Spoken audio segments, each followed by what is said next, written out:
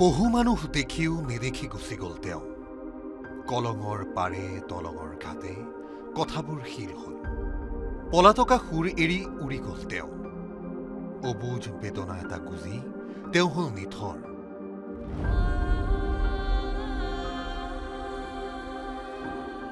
তেওঁ কৈছিল বহুত মানুহ দেখাৰ কথা কৈছিল মানুহ দেখিও অদেখা হোৱা বহু অকথিত কথা কৈছিল মাটি আৰু মানুহৰ কথা গানত বিদ্ৰোহ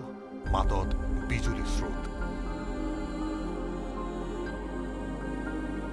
সদা সৰব মানুহজন আজি নীৰৱে হৈ পৰিল গানৰ সূৰ্যৰ শান্ত অৱসান শনিবাৰে পুৱাতে আহিল সেই অনাকাংক্ষিত খবৰ গণশিল্পী সূৰ্য দাস আৰু নাই ম্ৰিয়মান হৈ পৰিল ৰাজ্যৰ সংগীত জগত যেন অক্লান্ত সূৰ্যৰ কক্ষপথত জ্যোতি বিশেষ কামত মৰিগাঁৱত আছিল সূৰ্য দাস এটি প্ৰকল্পৰ কাম আৰম্ভ হৈছিল তাতেই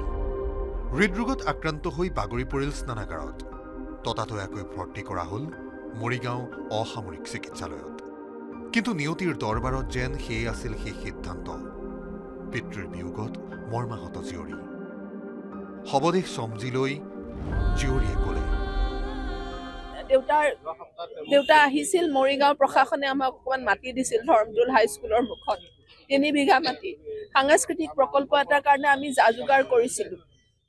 মানে আজিৰ পৰা হাজিৰা লগাই কাম কৰোৱা কথা আছিল চাফা কৰোৱা কথা আছিল গতিকে দেউতাই নিজেই গাড়ী চলায় কালিলৈকে গাড়ী চলাই আছে হঠাৎ আজি ৰাতিপুৱা সময়ত 8টামান বজাত টয়লেটত গৈছে গৈ পেলাই তাতে তেখেত ঢুকাইছে গুৱাহাটীত লৈ যাম তাতে আমাৰ মানুহখিনি আছে ঘৰুৱা মানুহখিনি মৰিগাঁৱত খবৰ বিয়পি পৰাৰ লগে লগে গুণমুগ্ধই ভিৰ কৰিলে হাস্পতাল চৌহদত বিভিন্ন দল সংগঠনে আগবঢ়ালে শেষ শ্ৰদ্ধা মৰিগাঁও জিলা প্ৰশাসনৰ পৰা কৰি দিয়া হ'ল মহানগৰী গুৱাহাটীলৈ প্ৰেৰণৰ ব্যৱস্থা বিপ্লৱী যি সৃষ্টিশীলতা তাৰ জৰিয়তে এটা গণজাগৰণৰ তেওঁ সৃষ্টি কৰিছিল আৰু তেওঁৰ যিবোৰ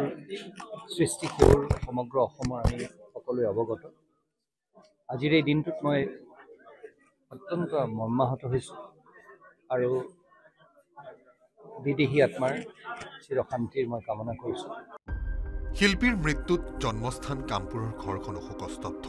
আকৌ আহিম বুলি গানেৰে কৈ উভতি নাহিল মানুহজন ৰাতিপুৱা এটা দুখৰ খবৰ মানে এগৰাকী আমি এটা ভাবিব নোৱাৰা কথা তেখেতে অবিভক্ত নগাঁও জিলাৰ কামপুৰত তেখেত জন্ম হৈছিল আৰু সেই সূত্ৰে মৰিগাঁৱৰ লগতো এটা নিবিড় সম্পৰ্ক আছিল আৰু মৰিগাঁও মানুহখিনিৰ লগত তেখেতে খুব আত্মিক সম্পৰ্ক এটা গঢ়ি উঠিছিল আৰু শেষৰ ফালে তেখেতে মৰিগাঁৱৰ প্ৰশাসনে তেখেতক ভ্ৰমটোত অকণমান মাটি দিছিল চৰকাৰী ভূমি দিছিল সেই ভূমিতে তেখেতে সাংস্কৃতিক প্ৰকল্প এটাৰ নিৰ্মাণত অৱস্থাত তেখেতে সেইটোত লাগি আছিল মৰিগাঁও জিলা প্ৰশাসনৰ উদ্যোগত শিল্পী সূৰ্য দাসক অনা হ'ল মহানগৰীৰ নুনমাটিস্থিত ঘৰখনলৈ শূন্যতাৰে ভৰা ঘৰখনত শব্দৰ নামত মাত্ৰ কান্দোন শব্দৰ নামত কেৱল হুমুনিয়া সকলোৱে উচুপি কান্দিছে তাৰ মাজতে গুণমুগ্ধই আহ্বান কৰিছে শেষ বিদায়ত যাতে নিসংগ নহয় শিল্পী সূৰ্যদাক শেষ বিদায়টো আমি তাতে দিম বুলি মই যে সূৰ্যদাক ভাল পোৱা মানুহ হিচাপে সেইখিনি মোৰ হেৰি সূৰ্যদাৰ আত্মাই শান্তি পাক আৰু শিল্পীৰ যাতে এনে পৰিৱেশ নহয় এইটো মই আপোনালোকৰ যদি এই শিল্পীবিলাকক ঢুকুৱাৰ পিছত বহুত কিবা কিবি দিয়ক মৰণোত্তৰভাৱে কিবা দিয়ক এইটো মই একেবাৰে পচন্দ নকৰোঁ তেওঁ যিটো সপোন আছিল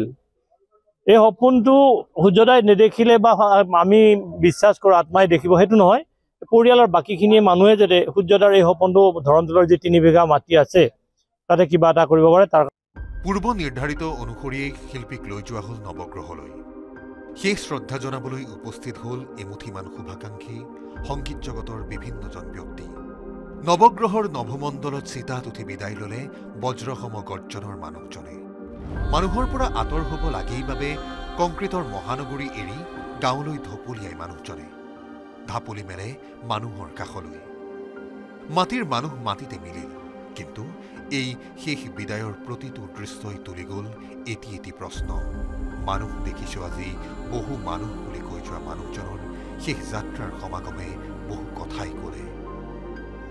bureau report news 18 Assam north east আপুনি বিচৰা বাতৰি পাব কেৱল নিউজ 18 এপত